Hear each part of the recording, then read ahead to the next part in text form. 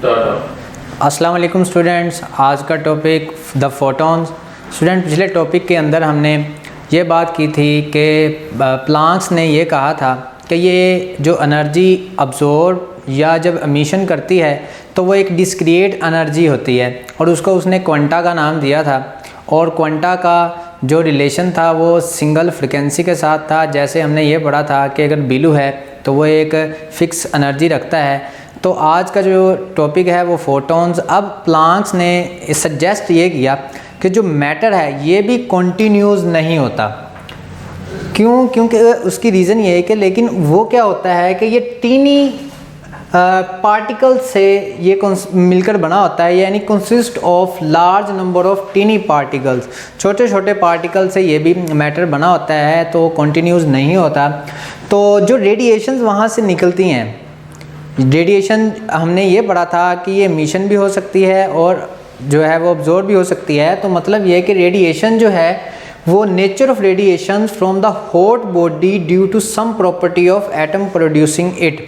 मतलब ये कि जो रेडिएशंस निकलती हैं, यानी नेचर ऑफ रेडिएशंस, या आपके पास गामा रेज हैं या रेडियो वेव्स हैं या आपके पास विजिबल रीजन है, वो कहाँ से हॉट बॉडी से निकलती हैं। उसकी वजह यह है कि वो एटम की प्रॉपर्टी है कि वो एक्साइट से लोड की तरफ आ रहा है या लो से हाई की तरफ आ रहा है, तो वहाँ से कितनी एनर्जी की वो एनर्जी प्रोड्यूस कर रहा है। तो वो nature of radiation hot body पे डिपेंड करता था। और वो टेम्परेचर जो है वो प्रॉपर्टी ऑफ एटम जो है वो उसकी प्रोड्यूसिंग करेगा कि एटम कितना प्रोड्यूस कर रहा है वो एनर्जी। तो उसके बाद अगर हम देखें तो फिर आइंस्टाइन आए। आइंस्टाइन ने इस आइडिया को एक्सटेंड किया और उन्होंने कहा कि ये जो फोटॉन्स हैं ये पैकेट्स ऑफ एनर्जी हैं, टीनी बंडल्स ऑफ एनर्जी। छोटे छोटे एनर्जी के जो बंडल्स हैं, जब ये फोटॉन्स यहाँ से चलते हैं या लाइट चलती है तो एक बंडल्स की फॉर्म में चलती है, एक पैकेट की फॉर्म में चलती है। और ये इतने छोटे होते हैं कि हम उसको सब डिवाइड नहीं कर सकते, इससे छोटा हम उससे कोई भी नहीं ले सकते। तो यहाँ से हम इसको कह सकते हैं ये दीज इनडिविजिबल, यानी जो सबसे छोटे पार्टिकल्स हैं, tiny particles of the bundle, इसको हम फोटॉन्स कह सकते हैं। अब यहाँ पे अगर हम बात करें थ्योरी ऑफ रिलेटिविटी की, तो यहाँ पे हमें यह पता है कि E is equal to mc² के बराबर होता है। एक फार्मूला हमने आइंस्टाइन इक्वेशन पढ़ी है, यानी जिसके पास मास है वो एनर्जी रखता है और जो एनर्जी मास में कन्वर्ट हो सकती है। तो यहाँ पे हमने ये अब देखना है कि अगर हम इसको थोड़ा सा सेपरेट करें, E is equal to mc और c, ये c डबल है तो हमने अलग-अलग कर दिया। और हमें ये पता है कि m और c, यानी आपने फार्मूला पढ़ा था mp is equal to mv। चूँकि हम यहाँ पे इलेक्ट्रोमैग्नेटिक वेव्स की बात कर रहे हैं तो ये जो v है ये c में कन्वर्ट हो जाता है, mc। तो ये mc p के बराबर मोमेंटम के बराबर हो गया, यानी E इज इक्वल टू हो गया p और c। यानी जिसके पास मोमेंटम है अब उसके पास एनर्जी है तो उसके पास मोमेंटम भी होगा। ये एक फार्मूला हमें बता रहा है। अगर हम इसी तरह का, हमने जो प्लांक्स ने कहा था कि E is equal to H F, तो उससे भी हम अगर लेना चाहें तो E is equal to H F जो था फ्रिक्वेंसी, जिसके पास फ्रिक्वेंसी है यानी वेवलेंथ होती है, वेवलेंथ की फॉर्म में भी हमने इसको निकाला था, तो उसके पास एनर्जी होती है। अगर हम इन दोनों को कंपेयर कर दें, एक ये वाली इक्वेशन और एक ये वाली इक्वेशन, क्योंकि देखें दोनों एनर्जीज़ की हैं, ये भी एनर्जी है और ये भी एनर्जी है, इन दोनों को हमने कंपेयर कर लिया तो P C is equal to H F. ठीक हो गया स्टूडेंट? यहाँ पे अगर हम P को निकालना चाहें तो P is equal to H F over C. हम मोमेंटम को लेकर जाएंगे लैम्डा की फॉर्म में। ये जो P है हमारे पास मोमेंटम है, इसको हम लैम्डा की फॉर्म में लेकर जाएंगे तो ये F को हम चेंज कर देंगे, फ्रिक्वेंसी को चेंज कर देंगे। वो कौन से फार्मूले से चेंज करेंगे? हमें ये पता है कि F C is equal to F lambda होता है और F is equal to C over lambda. तो यहाँ से आप देखें कि ये F की वैल्यू हम यहाँ पे पुट कर देंगे तो आपकी जो वैल्यू आ जाएगी P is equal to H, ये F की वैल्यू हमने इसमें पुट कर दी, तो c ओवर लैम्डा, तो यहाँ पे भी c है यानी h ओवर c, f की वैल्यू c ओवर लैम्डा, तो आपके पास ये c और c कैंसल, तो आपके पास h ओवर लैम्डा आ जाएगा। अब देखें जो एनर्जी है उसके पास मोमेंटम भी है, यानी आगे वाले जो टॉपिक्स होंगे हम उसके अंदर ये बहस करेंगे कि जो मोमेंटम का आपने पढ़ा होगा कि जब भी एक पार्टी के पास मोमेंटम होता है तो वो उसमें सलाहियत होती है कि वो उसको धक्का दे दे, वहाँ से उसको पुश कर सके।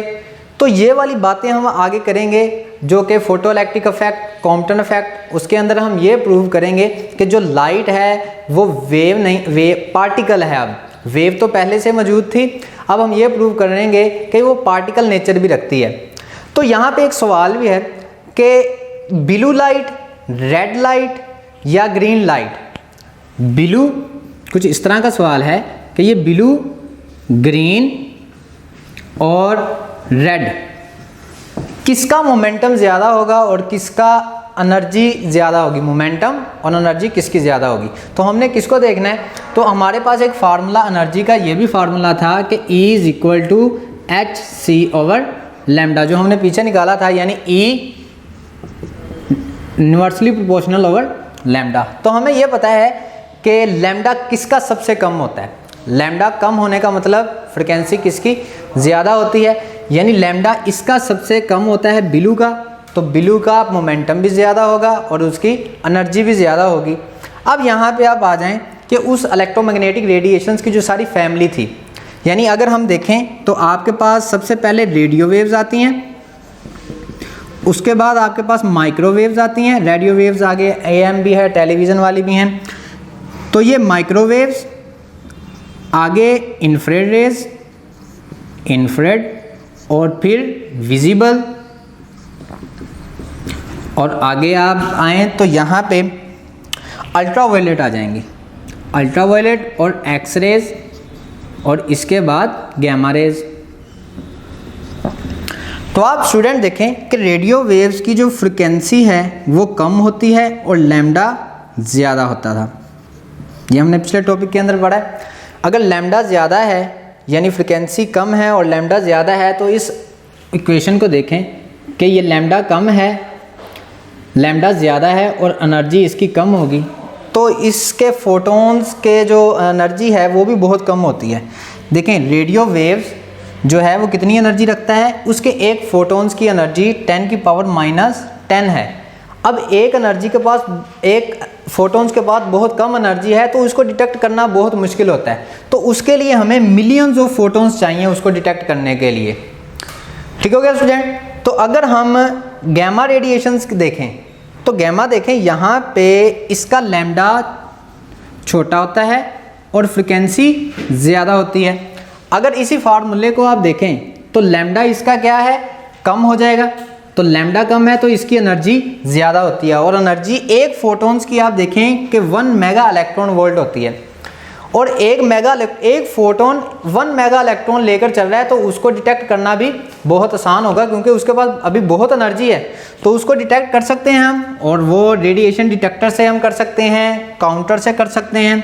तो ये वाला जो हम देख सकते हैं कि जो रेडियो वेव्स है उसकी एनर्जी कम और जो गैमा रेडिएशंस हैं उसकी एनर्जी ज़्यादा होती है। तो ये जो आज का टॉपिक था फोटॉन्स, और कल हम इंशाल्लाह स्टडी करेंगे फोटोइलेक्ट्रिक इफेक्ट। तब तक के लिए खुदा हाफ़िज़।